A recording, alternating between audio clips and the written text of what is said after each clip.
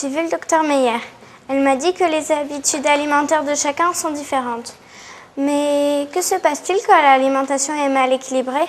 Eh bien, si tu veux, Floriane, allons dans mon bureau et puis je vais répondre à cette question.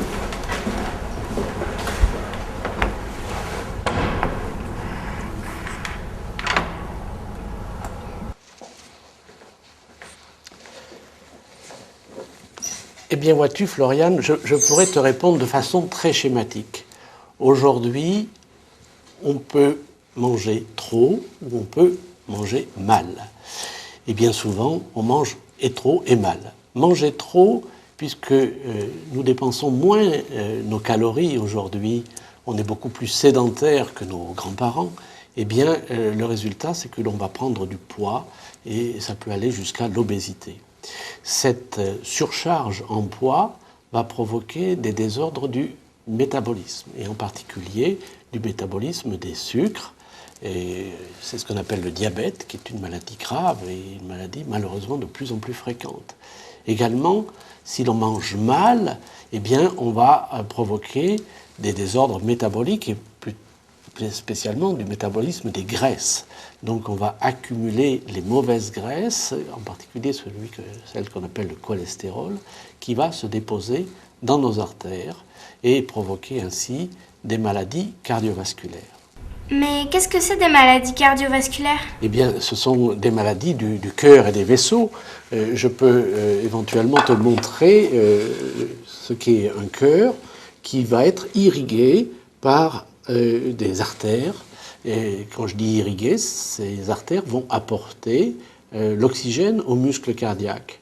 Et donc, une maladie provoquée par ces désordres du métabolisme des sucres et des graisses en particulier, cette maladie très fréquente s'appelle l'athérosclérose et elle va réaliser un rétrécissement.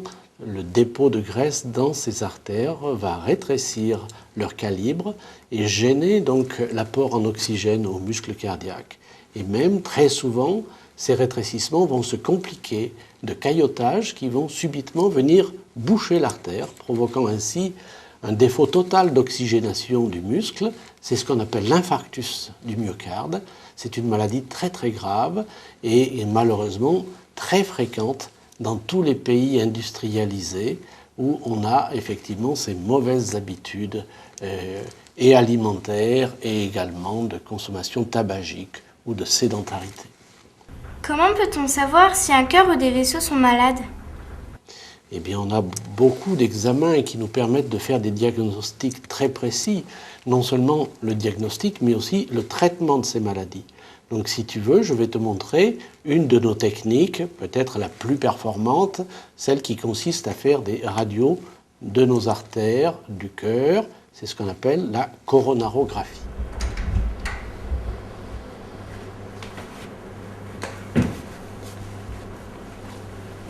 Ah, mais c'est avec ça que vous faites vos films. Effectivement, Floriane, avance-toi, je vais te montrer quelques images. Tu vois sur cette première séquence un cœur sain. Ce cœur se contracte absolument normalement, il n'est pas dilaté et à chaque battement, il va éjecter environ 70% de son volume dans l'aorte. Sur la séquence suivante, une première coronaire. Les coronaires sont les artères qui irriguent le muscle cardiaque. Eh bien, ce patient dont le cœur est sain a une coronaire droite. Et ici, c'est cette coronaire droite qui est absolument normale, qui ne porte aucune réduction de calibre. Sa deuxième coronaire, sur la séquence suivante, qui est dite coronaire gauche, est elle aussi parfaitement lisse. Elle n'a aucun rétrécissement, il n'y a pas de maladie. Sur la séquence suivante, tu vois par contre une artère qui s'est bouchée. Cette artère qui ne subsiste que sous le petit moignon que tu vois là, et s'appelle circonflexe, eh bien, elle a été occluse par un caillot sanguin, ce qui a déterminé la survenue d'un infarctus du myocarde. Sur la séquence suivante, tu vas voir les dégâts qui sont la conséquence de cette occlusion coronarienne. Toute la pointe du cœur de ce patient ne participe plus à la contraction. C'est une cicatrice et bien évidemment, les performances de ce cure sont mauvaises. Sur la séquence suivante, tu vois un cas encore plus grave. Le patient a survécu à un infarctus myocardique très étendu et quelques semaines plus tard, son cœur s'est dilaté et tu vois qu'il ne bouge presque plus, donc la survie de ce patient est absolument précaire. On va voir maintenant sur la séquence suivante que fort heureusement, on peut prévenir la survenue d'accidents gravissimes parce que le diagnostic de la maladie artérielle, de cette athérosclérose coronaire, peut se faire avant que ne survienne l'infarctus, que ne survienne l'occlusion artérielle.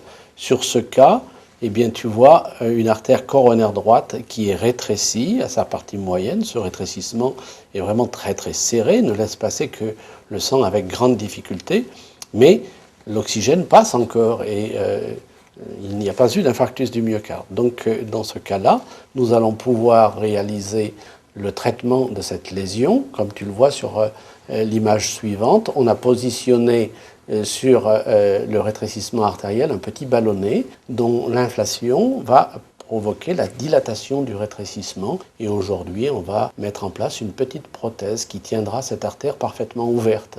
Et tu vois sur la séquence suivante le résultat de notre intervention thérapeutique qui a permis de restaurer totalement le calibre artériel. Donc on peut dire que le malade, s'il n'est pas totalement guéri, il a été en tout cas traité et il est à l'abri d'un accident coronarien.